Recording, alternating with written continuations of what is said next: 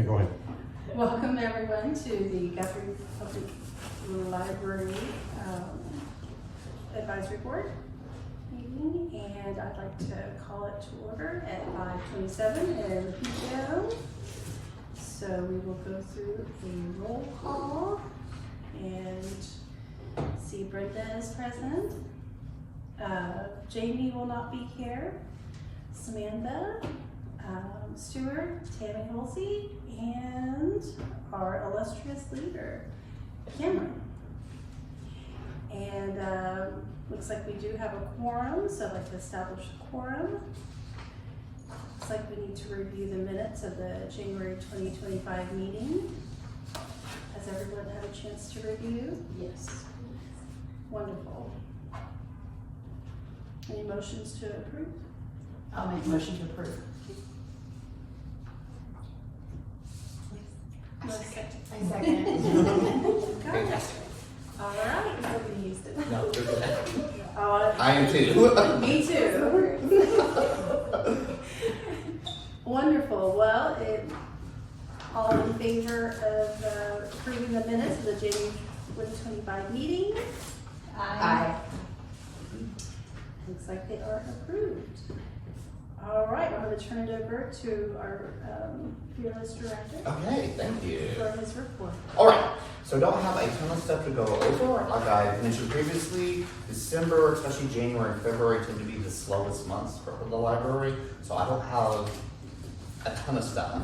But I will let y'all know that half of our staff have registered to attend the Oklahoma Library Association Conference in Norman. With the amount of funds that we have budgeted, we didn't have enough to send everyone to conference like we did last year, but we had plenty of money to send half this year and half next year, so, which also means we can keep the library open during those times. I do know that next year, because this year we kind of divided, there's going to be a supervisor, a programmer, and a front desk staff person going each time. So this year it will be myself, Jacob, and Gwen, and then next year it'll be Candy, Becca, and Sherilyn. And I do know that Candy and Becca plan on attending the Association of Rural and Small Libraries Conference in New Mexico, and I'm not at all jealous about that. Because I went to that conference in Tennessee a couple years ago, and it is one of the best conferences that, for libraries like us out there. Also, When is that one? I'm sorry. that one is right before, I believe, the last 2 days of spring break, so right before Okay. And what is that? What was that the called? 20th and 21st. 20th and 21st. What was that called? What was the conference called? The one next year? No, Candy and Becca are attending. Yeah, that is the Association of Rural and Small Libraries. So they will be attending that this year, and we'll be attending OLA this year. Thank you. Yeah, absolutely. In other news, our library's website is hosted through the Oklahoma Department of Libraries, and they're moving to a new platform. Right now, I believe it's on WordPress, and we're going to be moving over to a Google Sites. So one of our librarians, the one that's kind of in charge of the site right now, I have access to it, which means we usually get the minutes and stuff up a little quicker than we used to. But the person in charge of it right now is diligently working to get that upgraded. It should be a couple months before we display a new site. As far as updates from the state and the city, I am proud to announce that the Guthrie Public Library has received our state aid funds for the year. The amount received is $15,696, which is an increase from the previous year. If you didn't know, state aid is how we pay for most of the electronic stuff here at the library. Because of some E-rate issues, we're also going to be using that to pay for internet access, but our stuff on Libby, anything connected to the public computers, all of our online databases, that all comes from state aid. And that is a formula that's based on our service population. But yeah, we did get the check, it is deposited, and everything is good. And speaking of money, the Friends of the Library had their annual sale earlier and was able to raise over $4,000 from that sale. Very, very excited about that. We had a great year last year. I believe we made over $5,000, and I was a little worried, just a little bit, that everyone went last year and no one was gonna come this year. But that turned out not to be true, and $4,000 is enough money for them to fund library programs. They also purchased some of our materials for us. So I'm really excited about that. That's wonderful. Yeah. And we've been getting so many donations. Like, actually, the president was here today, and we made 3 trips to their vehicle Wow. to I load have up 4 all. boxes to bring. Okay, well, I'm glad you waited and did Yes. it earlier. Actually, it hurt my back the other day No. because I was not smart and carried too many boxes at a time. Programming actually went pretty well. As for children and teens, we had the Ready, Jet, Go program. I don't know if you all remember me talking about the Molly and Denali program that we did over the summer. This is a program that's done in collaboration with OETA. So instead of Molly Denali, they based it off the Ready, Jet, Go, and it was a lot of physics and astronomy STEM classes that the kids got to do. It was super awesome. The person at OETA that we're working with has been really great. It's been some of our most fun programs that we've done. They also had Minute to Win It, Tween Pancakes and Cartoons, where they watched Gravity Falls. What's some of the numbers of attendance in some of these each week? What are we kind of, what we're looking at? I'm just curious. It really depends. I can look up specific numbers for I just you. kinda- I don't have them on me right now. But the Ready, Check, Go had about half a dozen. It was one of those where you signed up and you went every Every week week. for the For the duration. session. So I believe it was between half a dozen and 10. Okay. Minute to Win It was about a dozen for those, because we have a core group that shows up for Jacob's Tween programs, and it was most of them that showed up for that program. The Tween Pancakes and Cartoons, probably, I think I spoke to them after that because I was just curious how it went, because they watched one of my favorite cartoons. I don't know if y'all have seen Gravity Falls, but that's what they watch, and he makes pancakes for all the kids. And eventually I think he had to put like a stop. It's like, I'm closing the griddle down. I don't want anybody throwing up all over the programming room. But that was probably just a handful of folks. I have the number for the one I'm about to do, which is the New Year's Eve program, which technically was in December, but I'm going to talk about it now because I checked your minutes and we did not talk about it last time. This was a program that we opened to our Storytime regulars because we wanted to do like a high impact, not necessarily high attending program, but they did it at noon, at 1 o'clock. They did the countdown, they served sparkling ciders. There may or may not have been a glow sticks flying around. The parents had almost as much fun as the kids. And the parents are still talking about that. We've gotten good feedback on that. For teen programs, we're still doing the library council. We have had some members of that council that are now in the workforce, so they're not attending as much as they used to. Dungeons and Dragons, we still have like 3 groups going on at a time. But one of the programs they wanted me to highlight was the 80s Movie Day. We also did an anime club, and that's a pretty steady group of, I think, 4 to 6 people. But we had 10 people show up for an 80s Movie Day, and they watched Ferris Bueller's Day Off and the Oklahoma classic Outsiders. Oh, wow. Nice.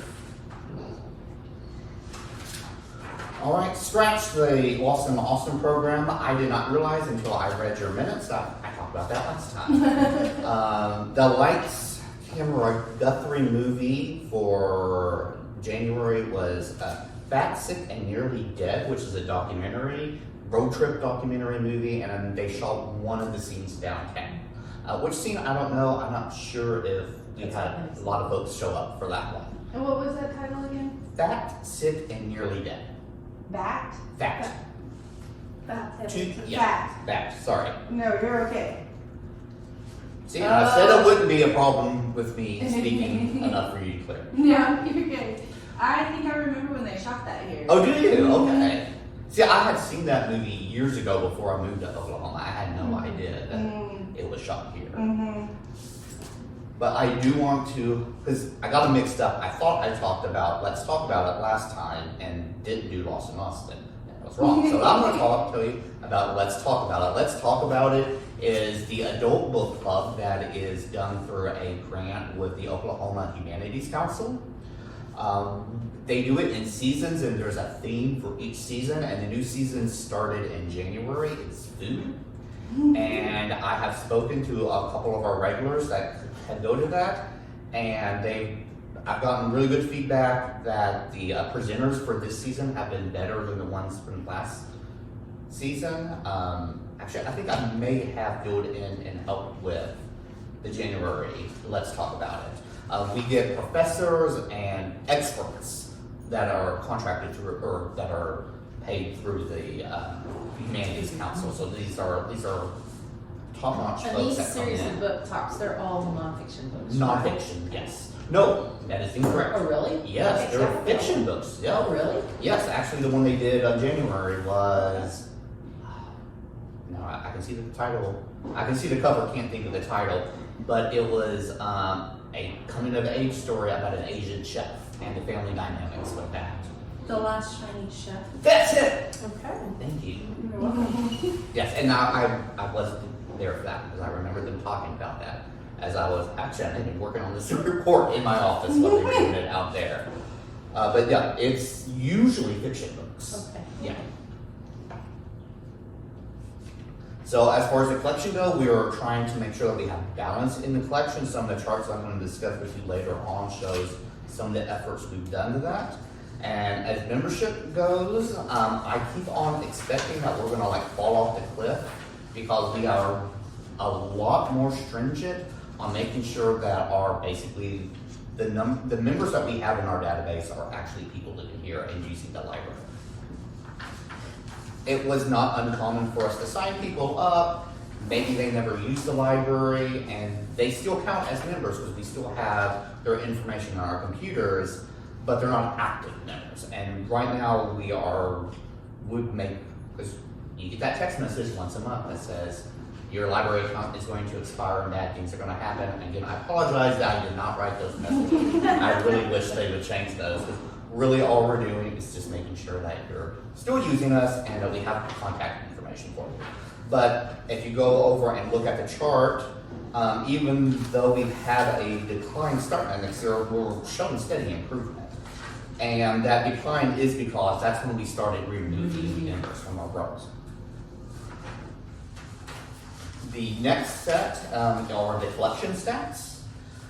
And I want to bring your attention to that second chart. That is the search in relation to the collection size. And what that shows is how many checkouts a particular type of book is getting compared to how much space it takes up in our library. And the takeaways from this chart is that we have a lot of adult fiction books, but they don't check out relatively as well as other parts And of is the collection. Physical books? Physical Okay. books, yeah. Yeah, these are all physical collection, not the digital books. And the children's, including the children's nonfiction, which was kind of surprised me, are actually checking out more in relation to the size that they take up in the library, which makes a lot of sense because most adults, when they check out a book, they check out 1 or 2 books at a time. Parents come in with a giant stack of books that they can check out for each kid. Ideally, we would like to match these so that basically you don't see any big lines on here at all. We want the checkouts to be kind of relative. We want the space dedicated to those books to kind of match what's going out. Some of the limitations we have is really there's not a lot of, even though I would love to double the size of our children's collection, I don't know where the books would go. Yeah. I actually asked somebody, and it's like, oh, just make the shelves taller, which doesn't do any good if you got kids.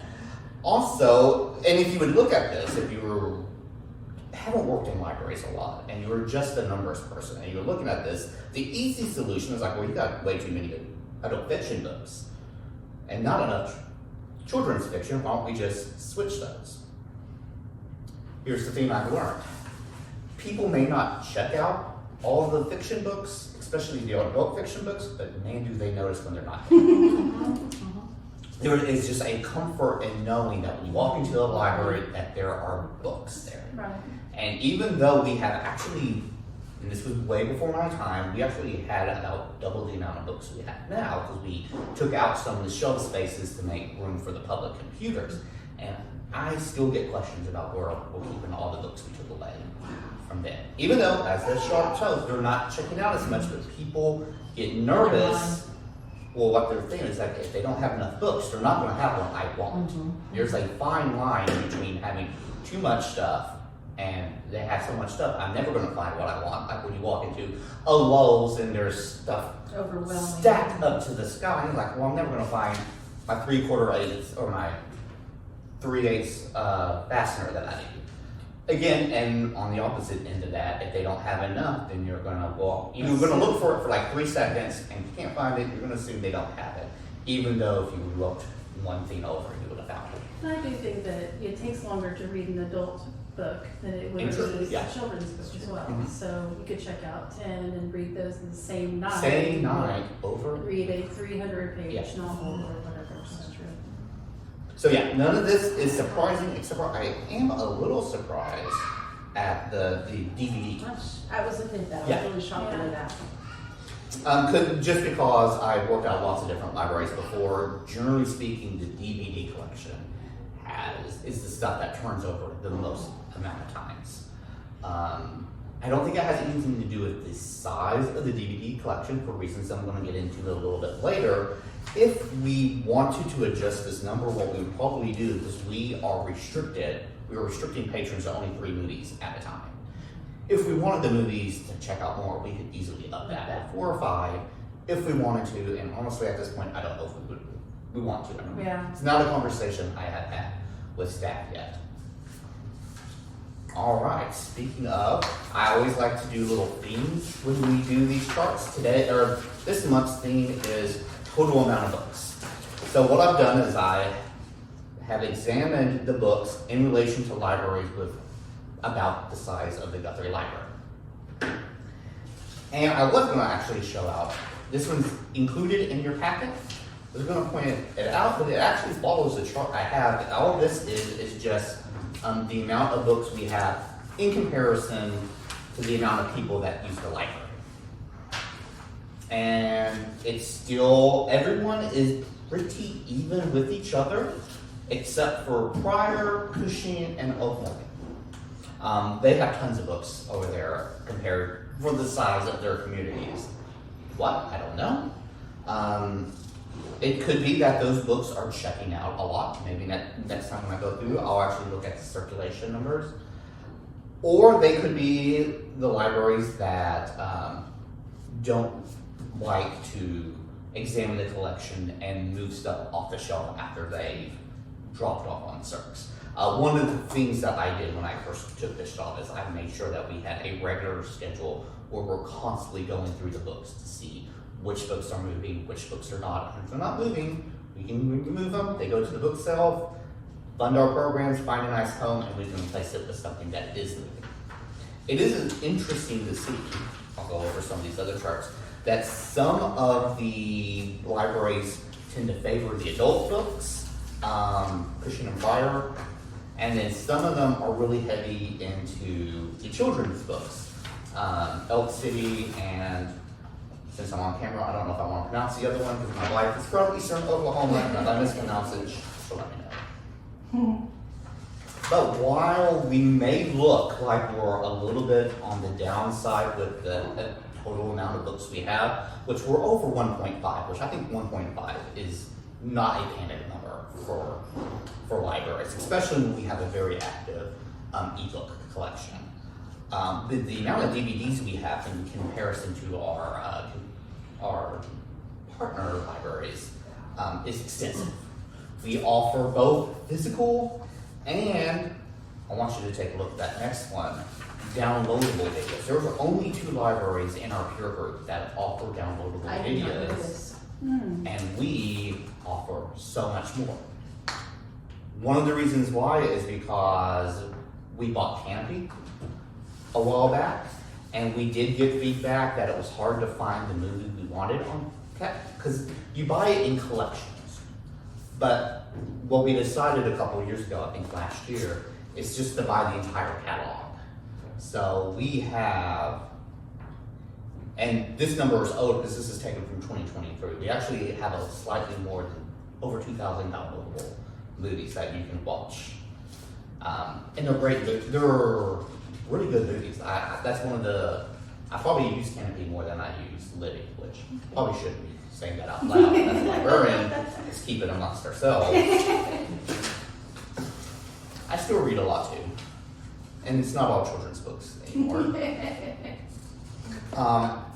I did, and I mentioned this last year, I did really evaluate our audiobook holdings and pared it way down.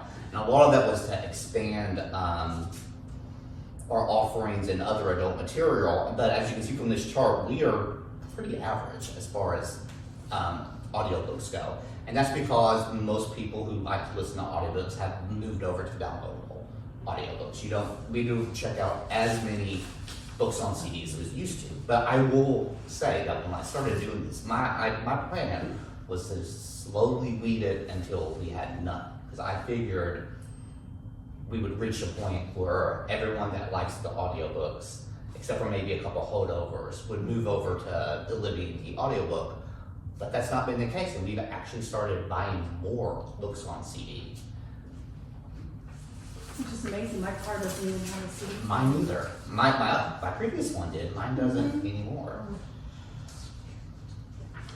And another, if I can talk about how great our library is, that's my job. Another great thing is the amount of hotspots we have in circulation, especially compared to peer libraries.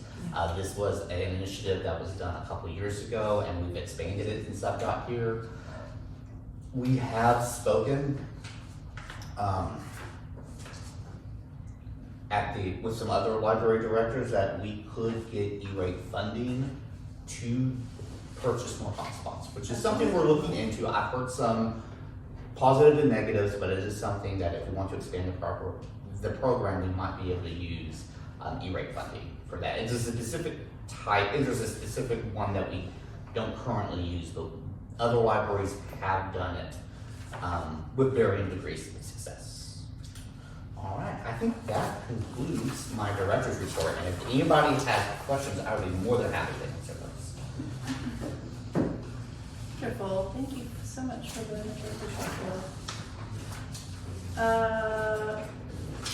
let's go over summer reading updates. So even though can't say this because it's so warm right now. Last week it was frozen, but we're already thinking about the summer. This year we're following the collaborative library theme. We went off books last year, super successful. But I think we felt more comfortable following the library theme, the cooperative library theme this year. If you didn't know, there's a group that does a lot of the summer reading programs and is gifted to libraries. That's why most libraries are following the same theme every year. This year is art. And it turns out we have a lot of art lovers on staff, so we have taken the ball and really gone through with it. We are looking at hiring someone to paint some of the windows. We did recently learn that we are in the historical district and there's restrictions on how much we can paint the windows, so we were kind of back on the drawing board on what we're going to do with those. We've got most of the programs squared away. I'll be talking about these more as we go forward, but some of the ones I want to highlight are, we have a family chalk night, tiny art. My children's programmer is coming up with the idea, and this was actually from the children. They want to do a Bob Ross sugar party, which doesn't sound like something I want to do, but he seems to be up for it, and hopefully he'll come back to work the day after that. we'll also will have a lot of collaborative artwork. The teams are doing one where they will pass the palettes to each other and finish each other's. Yeah. If you haven't seen our poster out there, we are also going to be doing a art gallery featuring local artists. So if you know anybody that wants their art to display, there's just a little QR code, or you can call the library, and Gwen is running that. So lots of great stuff and more stuff that we're squaring away. I can tell you that we've decided on the grand prize for the summer reading program, and what we're going to do is we are going to provide I believe it's a membership to a local museum. We have a short list of museums, so the grand prize winner will contact them and see if we can get, I think we've been looking at the Jasmine Moran Children's Museum, the First Americans Museum, which actually went not that long ago. That one's amazing. Really, yeah. Or Factory Obscura. I haven't been there yet. That's so fun. That you've been, yeah. I went with a friend to that one not too long ago. It is still early in the grant process because we paid for a lot of our swimming program. Very, very little of our actual summer planning comes from the library budget. Most of it comes from the Friends of the Library and through grants. And when I say it comes from the Friends of the Library and grants, I mean most of the work is done by our great Friends group and by Becca, who has been running grants for the library for years. So we are, the Walmart grant, who has not opened yet, we're ready for that one. We've already sent in grant requests for TFCU. We're finalizing the budget before we can go for the Loves grant, and we also submitted to OG&E for a grant for them. If we get all of those grants, we should be able to pay for all the prizes, all the fun stuff that happens over the summer without having to rely on the Friends too much, because the Friends do so much. But if any of those grants fall through, we can always rely on the Friends, and we have a couple of backup opportunities to go through. What's the typical amount of these grants? The typical, it really depends, but just north of $1,000 per. We're talking $1,000 to $2,000. I believe we have. I know we've applied for $5,000 before, but we usually get a lot less than that. $5,000 would be great. That would pay for Everything. Yeah, I got a message from someone asking about the $17,000 grant we got. I was like, man, it wasn't ours. It was somebody else's. And I was like, man, we could fund so much summer stuff. In winter and spring. In spring, yeah. Well, awesome. Did you have anything else to update on that? I'll continuously update since we're meeting monthly as we start finalizing more plans. That is what I got for y'all. Okay. Now. Well, let's move ahead with the room reservation. All right, so in your packet, you should have a marked form for our meeting room reservation form. If you want to reserve this fabulous room that you see right now, you can do it for the low price of $10, or for free if you're a 501(c) organization. So the adjustments that we are looking at doing is based on staff recommendations. Basically, what we're doing is we're removing the room setup requirements that we asked and the beverage requirements. We are going to still ask if we serve food, and we're also going to kindly remind folks to, when they book the room, to remember to add setup and cleanup time for this. The reasoning behind these changes is because we can't always guarantee that we have staff available to especially set up the room for folks. So what this does is just lets people know that they will be responsible for setting up the room, and we've always had the requirement that they tear it down and basically leave it in the same place that we put it. But whenever I make changes like this, I always go through channels. I want to make sure that the staff is on board, and these are recommendations from staff. I want to make sure that this is not putting a new burden on our community, which is why I like to run it by the fine representatives of the community I have before me. And I will also bring this up with city administration just to make sure that this is in line with all the city policies and procedures. So I'm actually really interested in getting feedback on whether or not this is beneficial language or detrimental language in this. I think it sounds great. I think that would be nice. Now, is it $10 for the whole event, or is it $10 per hour? Per hour. Okay. Yeah, it's a $10 per hour. Like I said, all we're removing is basically the fact that we would set up. When we had more, And I think that's fine because, I mean, I do enough events and it's really up to the person because they have different requirements, and it lets them control how they want to set it up, and right. I think that's perfectly fine. Okay, good. I will bring this up with the city then. And then one quick question. Yes, absolutely. Is this room rentable only during library hours? Correct, Okay. yes. Yeah, I did have somebody try to rent a room on President's Day. They did not realize it was President's Day. I was like, let me look and see what day was that again? I was like, oh yeah, no. I mean, technically the room is free, but that's because no one's here. Yeah. No, for liability reasons, we generally have to have somebody on the property. All right. Well, I guess the next item on the agenda is the Guthrie Library Situation Plan Update. All right. So, just to give you, I have just a quick update. I have not been able to focus as much time on this, mainly because of the weather, and I don't know if I mentioned it last time, but we had a spat of illnesses that then I had to focus on keeping the library running.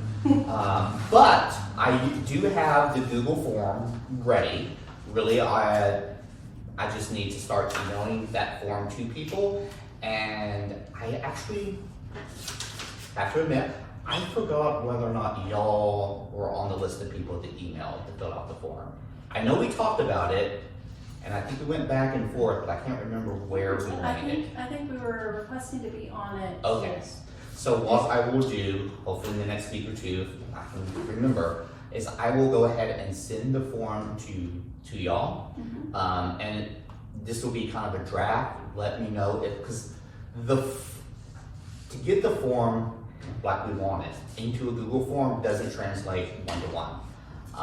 I think I've got a workaround, but I want to make sure that it's not confusing to people, and that, because I don't want to ask people to I'm asking for their input. I don't want to make it harder for them than I have to. So please fill it out. Let me know if it makes any sense. If it doesn't, then I can just redo it, and before I start sending it out to more people. I think important too is to note how long it takes you to fill it out. Like, if you can kind of keep that in mind, if it takes you 5 minutes, 15 minutes, and then let you know how long on average. Yeah. And that way you can tell the person on average it takes about 10 minutes to fill out, so it should only take 10 minutes of your time. Okay. Does that make sense? So, yeah, because I was sending somebody an email saying, hey, you're a great community leader. We would really appreciate your feedback on this. Please fill out the form. And the way it's done is they could spend an hour on it if they wanted to, or they could spend 5 minutes. Okay. Very open. This is how much you want to contribute to it. Makes good sense. But I also like the idea of just relaying back to me how long it took y'all to fill out the form, and along with whether or not it makes sense and it's user friendly, and you can actually tell what we're asking for with the form. I mentioned the migration to a new website earlier. While we were migrating, we actually found an old strategic plan. And the reason I wanted to give y'all a copy of this is because this plan was made with the exact same methods that we are using right now for the current one. So the final product is going to look structurally a lot like this one. Okay. So I wanted y'all to have that just so you can see where we're going and what. Yeah. Sounds great. Thank you so much for that. Absolutely. Well, is are there any other updates? I say I have the list. I think I still have a couple of emails to track down. The weather and the illness. Yeah. Because I like to give people a heads up, because that way they're not just getting a random letter or an email from me, just to make them aware of that, to anticipate this sort of thing. But I definitely have at least half the folks. I'll get the other half here in the next couple weeks. Sounds good. And I'll just start sending it off, and that will give us the information to fill out. I think it's on page 3. It's the information to do this SWOT analysis you see on page 4 and 5. So what we'll do is we'll take all the information from those forms, we'll do a SWOT analysis, and then we'll be able to do the library service responses. And that is what's going to inform actually making the plan. Okay.